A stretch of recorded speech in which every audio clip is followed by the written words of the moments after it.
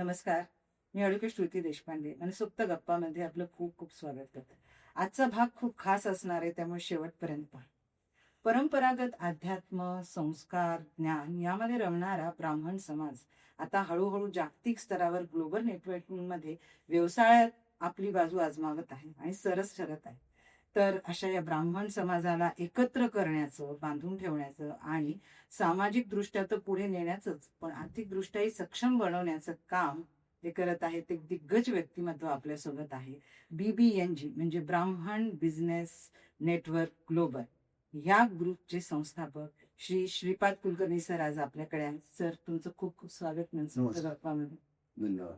तुम्ही ब्राह्मण समाजासाठी खूप मोठं कार्य करत आहात, कारण एकवटलाय ब्राह्मण समाज या माध्यमातून. आपण जो म्हणतो विखुरला गेलेला आहे तो एकत्र येतो, बिझनेससाठी का होत नाही त्या निमित्ताने.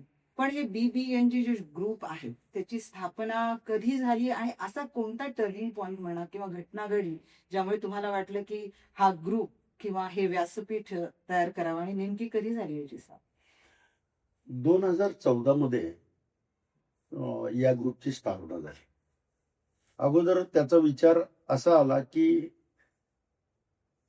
आरक्षण मागण्याच्या विषयावर लोक चळवळ करत होते आणि ते मिळणं कठीण आहे. सरकारला अडचणीत आणून काम करावं अशी परिस्थिती खरंच ब्राह्मण समाजाची नाही. ब्राह्मण समाजानं नेहमीच कष्टसाध्य गोष्टी स्वीकारलेल्या आहेत आणि तेव्हापासून स्वदेशीचा नारा चालू होता, आत्मनिर्भरतेचा नारा चालू होता. मी स्वतः एक इंजिनियर आहे आणि लग्नापूर्वीपासून खरं तर मी उद्योजक व्हायचं असं इंजिनियर होताना ठरवलं नव्हतं, कारण आम्ही ज्या वातावरणात वाढलो तिथे इंजिनियर झालं म्हणजे खूप काही झालं असं होतं. त्यामुळे इंजिनियर व्हावं असं माझ्या आईचं स्वप्न होतं, त्यामुळे मी इंजिनियर झालो. पण त्यानंतर जेव्हा इंजिनियर आहे म्हणून मला मुलगी द्यायला आले तेव्हा मी बायकोला विचारलं की तुझी काय अपेक्षा आहे, तर तिनं त्या काळात सिव्हिल इंजिनियर पाहिलेले होते आणि तिला वाटलं की म्हणजे बरं आहे हे प्रकरण. लग्नानंतर आम्ही आमच्या कुटुंबासाठी, नव्या संसारासाठी कपाट खरेदीला गेलो आणि कपाट खरीदला गेल्यावर आमच्याच टेक्निकल स्कूलचे शहा सर होते, त्यांचं स्वतःचं वर्कशॉप होतं आणि ते गोदरेज सारखी कपाटं बनवायची. गोदरेज सारखी कपाटं अनेक जण बनवतात, पण ते गोदरेज कपाट म्हणायची पद्धत आहे, जसं डालडा म्हणजे वनस्पती तूप हे लोकांना सांगावं लागत नाही तसं. तर त्या वर्कशॉप मध्ये गेल्यानंतर ती बेंडिंग मशीन, ती शेअरिंग मशीन, ते सगळं आणि आमचे शिक्षक असणारे शहा सर ते सगळं करून घेत आहेत आणि मग आम्हाला हवा तो गप्पा इकडं तिकडं या चर्चा होत असताना मला बायकोनं विचारलं, तुम्ही पण इंजिनियर आहे ना? हो. मग तुम्ही का असं काही करत नाही? त्यावेळी विचार आला की फार मनातलं बोललीस, त्यासाठीच तर नोकरी करणारी बायको केली आहे. आणि ती सोलापूर डिस्ट्रिक्ट सेंट्रल कोऑपरेटिव्ह बँकेत नोकरीला होती, त्यामुळं 2 टाइम खाण्याची चिंता भागवू शकेल, म्हणजे मी काहीतरी धाडस करू शकेल. साहस, उद्योगात साहसच करायला लागतं आणि मग मी साहस करू शकेन अशा तयारीने मी तिला म्हटलं 1 दिवस करू. आणि त्यानंतर काही 3-1 वर्षात आम्ही वालचंदनगरची नोकरी सोडून नाशिकला जाण्याचा विचार केला. त्यानंतर हळूहळू व्यवसायाची जुळणी करत गेलो आणि मग मी व्यावसायिक झालो. आणि त्या प्रवासामध्ये मला असं जाणवलं की व्यावसायिक होणं ही एक थ्रिलिंग गोष्ट आहे, आनंद देणारी आहे. अनेकांच्या चरितार्थासाठी साधन निर्माण करण्याची क्षमता व्यावसायिकतेमध्ये आहे, उद्योजकतेमध्ये आहे. मग ब्राह्मण समाज सर्वच क्षेत्रात सदैव अग्रेसर राहिलाय. चळवळ कोणतीही असो, ब्राह्मण समाजानं कोणत्याही चळवळीत, मग ते ईश्वरवाद असो, निरीश्वरवाद असो, आस्तिक असो, नास्तिक असो, स्वातंत्र्य चळवळ असो, नाहीतर आणखी कुठली सामाजिक समरसतेची चळवळ असो, तुम्ही कोणत्याही चांगल्या संस्थांकडे पाहिलं तर त्याचं नेतृत्व ब्राह्मणांनी केलंय. मग स्वदेशीचा नारा, आत्मनिर्भरतेचा नारा वारंवार पंतप्रधान आपल्याला देत असतात. हम्म. ते कोणतेही पंतप्रधान असो. तर मग ते नुसतंच त्यांचं भाषण ऐकायचं आणि इम्प्लिमेंटेशन नाही, हे काही बरं नाही. हम्म. तेव्हा आत्मनिर्भरतेचा नारा आपण ब्राह्मण समाजाला देऊया, कारण ते एक खोटं नॅरेटिव्ह होतं. एका गावी एक गरीब ब्राह्मण होता. हम्म. मग माझ्या डोळ्यासमोर एक सुभाषित आलं की उद्यमेने सिद्धंती कार्याने हम्म. न मनोरथही. हम्म. फक्त नुसतं गणपतवाली बिडी पिताना चावायाचा नुसतीच गाडी अन म्हणायचा मनाशीच की या जागेवर बांधीन माडी, हम्म. हे काही खरं नाही. नुसती मनोरथ काही कामाची नाही. उद्यम करावा लागतो. मग आपण उद्यमानं चाललं पाहिजे. आणि म्हणून मग उद्योजकतेकडे स्वतः वळलो. तसा ब्राह्मण समाजानं पण उद्योजकतेकडे वळावं हा विचार आला. मग त्या निमित्तानं काही संस्था आढळल्या. विशिष्ट ब्राह्मण समाजामध्ये सुद्धा चित्तपावन उद्योजक मंच नावाचा एक मंच होता. त्या काळी माझा एक वसंत दातार नावाचा मित्र होता. तो ते खूप हिरिरीने चालवीत असे. नंतर थोडं कमी पडलं. म्हणलं असं करत बसण्यापेक्षा सर्वच ब्राह्मणांनी एकत्र शाखा भेद, भाषा भेद, प्रदेश भेद सोडून सर्वच ब्राह्मणांनी एकत्र विचार केला. कारण ते ग्लोबल ब्राह्मण म्हणजे ऋग्वेदांनी डीआरबी करायचं, यजुर्वेदांनी आम्ही यजुर्वेदी म्हणायचं, कराड्यांनी आम्ही कराडे म्हणायचं. त्यांचं एक वेगळं, यांचं एक वेगळं, यांचं एक वेगळं. आणि मग मुळातच 4-5% असणारा समाज आणखी 4 वेगळ्या भागात विखुरला तर मग अवघड होईल. म्हणून आम्ही भाषा, प्रांत, देश आणि शाखा या 4ही गोष्टींना बाजूला ठेवून सर्व ब्राह्मणांनी एकत्रितपणे ग्लोबली बिझनेसमध्ये उतरावं, एकमेकांना सहकार्य करावं. देणारालाच मिळतं. ना दत्तम उपतिष्ठते. दिल्याशिवाय काहीच मिळत नाही. त्यामुळे द्यायला या हा संदेश देऊन आम्ही ह्या संस्थेची स्थापना केली. आणि आज BBNGला हे जे रूप आलेलं आहे म्हणजे वसुधैव कुटुंबकम या आधारावर बेसवर चालते आपली. दुवा काय, मी ब्राह्मण आहे आणि मला उद्योगात रस आहे, या 2च निकषांवर ते एकत्र येतात. बाकी काहीच नाही. आम्ही जातीयवाद करत नाही, आम्ही ब्राह्मण करत नाही. अगदी आमच्या घोषणा सुद्धा जय परशुराम सारख्या नसतात. म्हणजे कोणी गैरसमज करू नये. आता माझी तब्येत सुधारायची तर मीच व्यायाम केला पाहिजे. तसं माझा समाज सुधारायचा तर सर्व समाजाने व्यायाम केला पाहिजे. तो व्यायाम आम्ही करतो या BBNGच्या माध्यमातून. आणि मग बाकीच्यांनी म्हणजे समजा मी उद्यापासून खूप जोर बैठका काढायला लागलो तर माझ्या गल्लीतल्या लोकांनी अरे हा सशक्त झाला तर उपद्रवी होईल असं मानायचं काय कारण आहे. सशक्त झाला तर संरक्षक होईल असं मानावं अशी आमची अपेक्षा आहे. आणि म्हणून समृद्ध, समर्थ आणि संपन्न ब्राह्मण तयार व्हावा या उद्देशानं आम्ही BBNGची सुरुवात केली आहे. खूप चांगले लोक मिळत गेले, समविचारी लोक मिळत गेले. माझे सहकारी मुकुंदराव कुलकर्णी ते देशस्थ ऋग्वेदीचे अध्यक्ष आहेत, मध्यवर्ती संस्थेचे अध्यक्ष आहेत. किंबहुना देशस्थ ऋग्वेदी आणि मध्यवर्ती संस्था यांनी या कल्पनेला खूप सपोर्ट केला. सुरुवातीच्या काळात ग्रो होईपर्यंत आम्ही जेव्हा रांगत होतो तेव्हा त्यांच्याच आधारानं आम्ही चाललो. आमच्या अरविंदराव कोराळकर डोंबिवलीमध्ये असतात. स्वतः ज्येष्ठ उद्योजक आहेत, सर्व्हिस सेक्टरमध्ये काम करतात, मॅन्युफॅक्चरिंग मध्ये काम करतात. ते जनरल सेक्रेटरी म्हणून दुरा सांभाळतात. सुयोग नरवणे म्हणून सर्व्हिस इंडस्ट्री मधले आहेत. वॉटरप्रूफिंग मध्ये त्यांचा खूप चांगला हातभार म्हणता येईल किंवा अनुभव दांडगा आहे किंवा हातखंडा प्रयोग आहे. अगदी चांगल्यांच्या वास्तूचं वॉटरप्रूफिंग त्यांच्याकडे बोलावून दिलं जातं. मग आपल्याकडे ही कौशल्य आहेत, ती फक्त एक्सप्लोर करा. सनातन प्रश्न आहे, कोहम कथम इदम जातम, मी कोण आहे, मी इथं कशाला आलोय, या प्रश्नाची उत्तर स्वतः शोधा. आणि मी इथं आलोय आणि इथं आलोय ते परिवर्तन घडवण्यासाठी आलोय हा विचार ब्राह्मणांनी समजून घ्यावा. आणि या पृथ्वीवर येतानाच तो जे उद्देश आहे ते सफल करावं.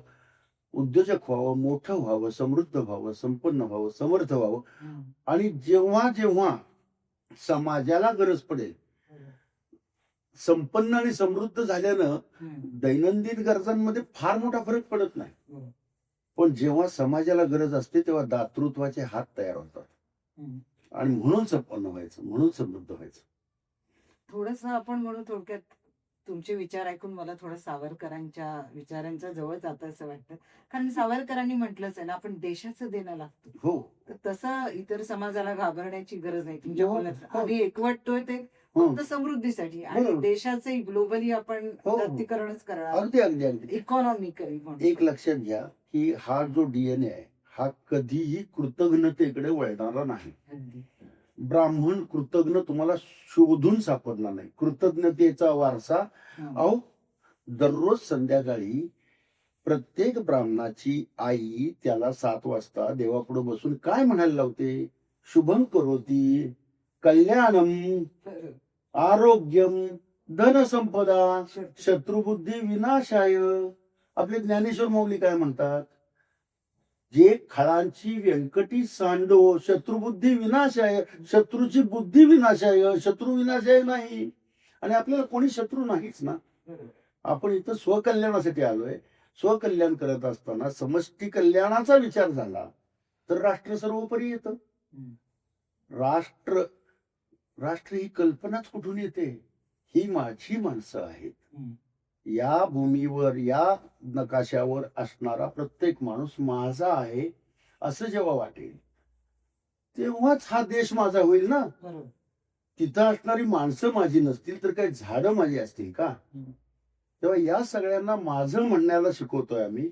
आणि समष्टी कल्याणाचा विचार करून समृद्धीकडे या.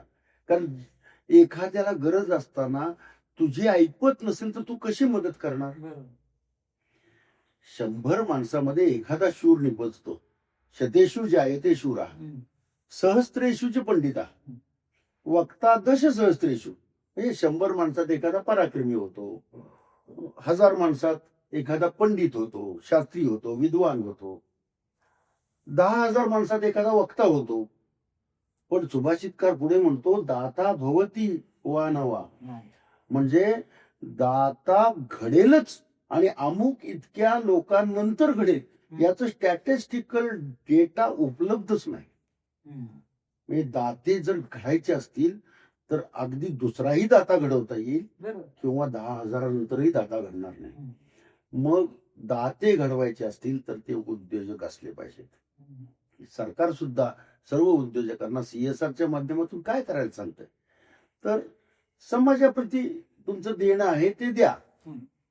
म्हणजे सगळ्या तत्वांचा विचार केला तर समष्टी कल्याणासाठी स्व समृद्धी आवश्यक आहे. आणि समृद्धी उद्योगातून येते. आणि या ब्राह्मण समाजावर विनाकारण वेगवेगळ्या प्रकारचे शिक्के मारण्यापेक्षा हा समाज प्रत्येक स्थित्यंतरामध्ये नव्या जोमानं उभा राहतो बरोबर. हे पाहिलं पाहिजे. ही त्याची ताकद समजली पाहिजे आणि त्याप्रमाणे त्यांना प्रेरणा दिली पाहिजे, स्फूर्ती दिली पाहिजे. उचलून देऊन काही होत नाही, हं. पण तेच लढण्याची हिंमत देऊन होत. म्हणून हिंमत दिली पाहिजे या मताचा मी. मला असं वाटतं आता बीबीएनजीचा अजेंडाच म्हणून थोडक्यात तुम्ही सांगताय. संस्थापक आहात, अध्यक्ष आहात, सर्वच म्हणू आपण आणि कल्पनाच म्हणून बीबीएनजीची तुम्हीच म्हणजे आकाराला नेलेली आहे. तर थोडक्यात जातीयवादाच्या पुढे वर आहे बीबीएनजी हो, हो, तुमची कन्सेप्ट हो, म्हणजे. हो. आणि आरक्षणाचं जे तुम्ही मागाशी हो, बोलला हो. आरक्षणाच्याही वर जावं म्हणजे हो. आपल्या समाजाला एकवटून तुम्ही असं सांगताय की तुम्ही तुमचं हो. कर्म करा. हो हो अगदी अगदी. कर्मयोगी बनल्यानंतर लक्षात घ्या, हं. कर्मयोगी बनला तर योग्याचं वैशिष्ट्य काय आहे? योगी भोगी होत नाही. हां. बरं. उद्योजक लक्षात घ्या, आपण आपल्या परिवर्तन मध्ये सुद्धा उद्यम कौस्तुभ हं. म्हणजे चैतन्य महाराज देगलूरकरांनी हा शब्द निर्माण केलेला आहे. म्हणजे त्यांची ती निर्मिती आहे, बरं. त्यांनी तो प्रसवलेला आहे. हं. मी खूप दिवस त्यांच्या मागे लागलो होतो. मला असं पुरस्काराचं नाव द्या हं. की जे नाव घेतल्यानंतर त्याच्याबरोबर एक सांस्कृतिक, एक संस्कार आणि अत्युच्च कारण उद्यम रत्न, उद्योग भूषण वगैरे असे पुरस्कार खूप मिळतात. मग आम्ही तो उद्यम कौस्तुभ नावाचा पुरस्कार तयार केला, की जो फर्स्ट जनरेशन एंटरप्रेनर आहे, सेकंड जनरेशन एंटरप्रेनर आहे, थर्ड जनरेशन एंटरप्रेनर आहे, विविध अडचणीतून सामोरा जाऊन शेवटी वेव्हज असतात, हिल्स अँड व्हॅलीज असतात. त्यामुळं कुठे 10 वेळा पडतो, पण 11व्या वेळेला तो उभा असतो. पण अडचणीला सामोरा देत जात तो येतो, तो या मंथनातूनच येतो ना. त्यांनी पण हे नाव फार सुंदर शोधून दिलं. आम्ही उद्यम कौस्तुभ पुरस्कारांनी अनेकांना गौरवलेलं आहे आतापर्यंत. दरवर्षी आम्ही 5 मोजक्या लोकांना उद्यम कौस्तुभ पुरस्कारानं सन्मानित करतो आणि अत्यंत आदरानं बोलवतो. त्यांच्याबद्दल समाजाला तुमचा गर्व आहे असं सांगतो. आणि कस्तुरी तिलकम ललाट पटिले वक्षस्थले कौस्तुभम, भारत मातेच्या वक्षस्थळावर विराजमान असणारा उद्योजक हा खरा कौस्तुभ आहे. वा. समुद्र मंथनातून लक्ष्मीच्या पाठोपाठ आलेला लक्ष्मीचा धाकटा भाऊ आहे. लक्षात घ्या, लक्ष्मी जेव्हा येते तेव्हा ती भोगही देऊ शकते आणि त्यागही देऊ शकते. मग भोग घेण्यासाठी नारायण आहेत, म्हणून लक्ष्मी ही नारायणाची पत्नी झाली. भोगायचं असेल ते नारायणानं भोगावं. मी त्यागायसाठी आहे, म्हणून मी तिचा धाकटा भाऊ आहे. लक्ष्मी कौस्तुभ पारिजातक सुरा, समुद्र मंथनातून आलेला सिक्वेन्सच तसा आहे. त्यामुळे हा उद्यम कौस्तुभ किंवा हा उद्योजक हा भारत मातेच्या गळ्यातला नुसता कौस्तुभ नव्हे, तर हा संपूर्ण समाज पुरुषाच्या गळ्यातला कौस्तुभ आहे. तुम्ही विचार करा, तुकोबारायांचा अभंग सगळ्यांना पाठ आहे. लता मंगेशकरांनी गाथा उघडायची गरजच ठेवलेली नाही. सुंदर ते ध्यान उभे विटेवरी, कर कटावरी ठेवलिया, तुळसी हार गळा कासे पितांबर, आवडे निरंतर हेची ध्यान, मकर कुंडले तळपती श्रवणी, कंठी कौस्तुभमणी विराजित. आता पांडुरंग म्हणजे कसं आहे? सहस्त्र शीर्षा पुरुषः सहस्त्राक्षः सहस्त्रपात सभूमी विश्वतो ऋत्वा 33 दशांगुलम, हा पांडुरंग आहे. पंढरपूरचा निळा लावण्याचा पुतळा म्हणजे कोण? तो हा आहे, समाज पुरुष आहे, हा विराट समाज पुरुष आहे. आणि या विराट समाज पुरुषाच्या गळ्यातला कौस्तुभ म्हणजे हे रत्न विशेष मंथनातून आलेलं, म्हणून ते कौस्तुभ आहे. आणि म्हणून प्रत्येक उद्योजक हा भारत मातेच्या गळ्यातला कौस्तुभ आहे, विराट समाज पुरुषाच्या गळ्यातला कौस्तुभ आहे, विराट समाज पुरुषाच्या गळ्यातला कौस्तुभ आहे, नारायणाच्या गळ्यातला कौस्तुभ आहे, व्यंकटेशाच्या गळ्यातला कौस्तुभ आहे.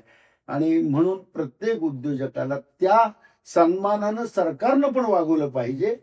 आणि आपल्या पण घरात एखादा उद्योजक होतो आहे म्हटलं तर फुल सपोर्ट पाहिजे, फुल सपोर्ट. तू लढ, आम्ही तुला सांभाळू, पडलास तर उचलू, पण तू समृद्ध हो, संपन्न हो, समर्थ हो आणि काय कर, मोकळ्या हाताने लोकांना दे. कारण पुन्हा उतायचं नाही, मातायचं नाही, घेतला वसा टाकायचा नाही. समष्टी कल्याणाचाच विचार आहे. मी खूप पैसे आले तर काय करीन? जास्तीत जास्त हायएस्ट टॉप क्लासची गाडी घेईन, 100 वेळा विमानानं, तरी पैसा वापरल्यावर काय करेल? दान केलंच पाहिजे समाजात. आणि मग ते आपोआप होतं. तो या डीएनएचं वैशिष्ट्य आहे. या गुणसूत्रांमधून फक्त देणं आलेलं आहे. आज तागायत फक्त हे देत आलेले आहेत. आणि हेच जर समृद्ध झाले तर या देशाला पुन्हा वैभव प्राप्त झाल्याशिवाय राहणार नाही. म्हणून ही चळवळ आणि या पद्धतीने आपण उभा केली. नाही, खरंच गरजेचं आहे. म्हणजे भारताला पुन्हा सोनी की चिडिया जसं म्हणून तुमच्या बोलण्यात असं वाटतं, ते दिवस आणून द्यायचे तर प्रत्येक घरातनं उद्योजक झाले. आणि बीबीएनजी त्यात पुढाकार घेते. खूप छान वाटतं. आणि कौस्तुभ रत्न तर खूप सुंदर नाव आहे, सुंदर आणि समर्पक असं, खूप छान. आता बीबीएनजी बद्दलच आपण बोलतोय कारण त्याच बद्दल म्हणजे अजेंडा झालाय. पण मूळ उद्दिष्ट तुमचं काय आहे आता सध्या? बिझनेस जे लोक करतायत ना, व्यापार, त्यांच्यासाठी त्यांनी जास्तीत जास्त प्रमाणात एकमेकांना सहकार्य करावं. उगीच असं काही काही नॅरेटिव्ह पसरवले जातात की ब्राह्मण एकमेकांना मदत करत नाही, मराठी माणसं एकमेकांना मदत करत नाहीत, मग ते असं झालं, मग प्रजासत्ताक सगळे हे पाठवले होते आणि मग तिथं काय खेकड्याची टोपलीच पाठवली. आपणच आपल्या लोकांबद्दल वाईट बोलायचं नाही. पहिल्यांदा माझा माणूस जसा आहे तसा पॅकेज म्हणून स्वीकारायचा. त्याचे दोष काढत बसायची जबाबदारी फक्त आपली नाहीये, आणि किंबहुना फक्त दोष काढत बसण्यासाठी तुम्ही नाही. त्याच्यात काय चांगलं आहे, त्याला कसा सपोर्ट करता येईल, असा लढ तसा लढ, चल मी लढू लागतो, मी तुला इक्विपमेंट पुरवतो, पण लढ, उभा राहा, जिंकून ये. प्रत्येक जण जन्माला आलाय ना तो जिंकलेलाच आहे. खरे जो जो जन्माला आलाय तो जिंकूनच आलाय, आणि थोड्या थोडक्याने नेपोलियन सारखा जखमी अवस्थेत पण जिंकलाय. थोड्या थोडक्या अवस्थेत नाही, तो खरंच जिंकून आलाय. तुम्ही जर शास्त्राचा आधार घेऊन बोलला तरी जिंकून आलाय. आणि मनुष्य देह मिळतो ना आमच्या परमार्थामध्ये, मनुष्य देह सगळ्या जीवांपेक्षा वेगळा हो. आहार निद्रा भय मैथुनांचे सामान्य येतात पशुभी नारायण. ज्ञानेही एको अधिको विशेषो, ज्ञानेने विना पशुभी समान. आपल्याला जर ते ज्ञान पैगा बरवे, जरी मनी आथी आणावे तरी संता या बजावे. काय सांगितलंय संतांनी? संतांनी कर्मयोगच सांगितला. मला सांगा, लोकमान्य टिळकांनी गीतेवर लिहिताना कर्मयोगाचं शास्त्र म्हणून गीतेकडे पाहिलं का? आणि ज्ञानेश्वरांनी ज्ञानेश्वरी लिहिताना सुद्धा पहिल्या अध्यायापासून शेवटच्या अध्यायापर्यंत कर्मयोगाला कुठं तुच्छ मानले सांगा? सगळीकडे ज्ञान प्राप्तीसाठी पण कर्मयोगाची मदत घेतलेली आहे, उपासनेसाठी सुद्धा कर्माची मदत घेतलेली आहे. कर्म न करता असेल माझा हरी तर देईल खाटल्यावरी, हे आपलं तत्वज्ञान नाही. म्हणजे न देवा दंडमादाय रक्षते पशुपालवत. देव कधीही हातात काठी घेऊन गुराख्यासारखं आपल्या भक्तांचं संरक्षण करीत नाही. न देवा दंडमादाय रक्षते पशुपालवत. यम तू रक्षतुम इच्छन्ति. त्याच्या मनात जेव्हा याचं रक्षण करायचं असं येतं, बुद्ध्या संविभजन्ति, त्याच्या बुद्धीमध्ये त्या प्रकारचा विचार तो प्रबळ करतो. त्याच्या विचारांमध्ये प्रबळता येते आणि स्वसंरक्षणासाठी स्वविकासासाठी त्याला त्या बुद्धीला ती प्रेरणा देतो. त्यामुळे करायचं स्वतःचा उद्धरित आत्मात्मानं, स्वतःचा विकास करायचा आहे. आणि उद्धरित म्हणजे काय? आपण लिफ्टला काय म्हणतो? उद्वाहन. उद्धार म्हणजे काय? वरती जाणे. म्हणजे काय? प्रगती करणे. म्हणजे काय? विकास करणे. मग विकास, प्रगती, उद्धार हे सगळं सामाजिक, आर्थिक, प्रापंचिक, वैज्ञानिक, ज्ञानाच्या दृष्टिकोनातून, आरोग्याच्या दृष्टिकोनातून, सगळ्या दृष्टिकोनातून विकास म्हणजे उद्धार आहे. त्यामुळे स्वतःचा उद्धार स्वतःच करायचा. उद्धरित आत्मात्मानं असं जे आपल्याला भगवद्गीतेमध्ये सांगितलंय ते उद्योगासाठी सांगितलेलं आहे. उद्योजकाने स्वतःचा उद्धार स्वतः करायचा आहे. बाकीचे फक्त सपोर्टिव्ह हँड असू शकतात. आणि आपण सगळ्यांनी बाकीच्यांनी जो अशा पद्धतीने लढतोय त्याला चिअरअप तरी केलं पाहिजे की नाही. आणि ते चिअरअप करायचं काम बीबीएनजी मध्ये आम्ही सगळे करतो.